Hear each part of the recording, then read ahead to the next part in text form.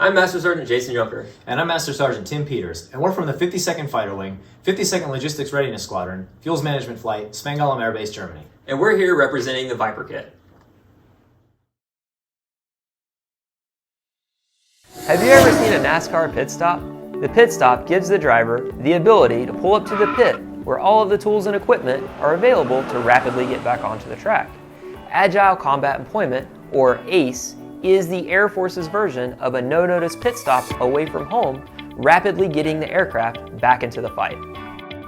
The way that we deploy fuel trucks, the asset that enables pit stops, takes 3 to 10 days just to get the clearance and costs $80,000 or more to get them to their destination. That's a problem. Did you know we have this problem? When I was deployed on a bomber mission last summer, we had to ship 2 fuel trucks just to support one 10-minute hot refuel operation.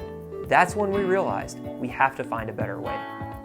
And there is a better way, the Viper Kit, a rapidly deployable, hot pit capable refueling platform. It allows us to use available infrastructure anywhere in the world, and it enables pit stops at a fraction of the cost and time needed to do so. This gives leaders the flexibility to project air power in a more agile manner. Our innovation provides the same capability that we already have for every airframe. It adheres to environmental standards, it has built-in controls to mitigate safety issues, and unlike the current method, it utilizes partner nation infrastructure. How does it do this?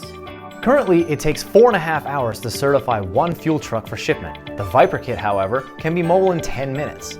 And it's 6 times smaller, 14 times lighter, 85% less expensive, requires 50% less manpower to operate, and requires no new training. More importantly, it has a permanent effect. It prevents us from losing money and time that can go back to the airmen during every international mission. The Viper Kit is already built. It works. We've deployed it and measured no performance loss. So we're asking our Air Force to adopt this into its centrally managed equipment program to equip the entire force. To do this, we need $2 million.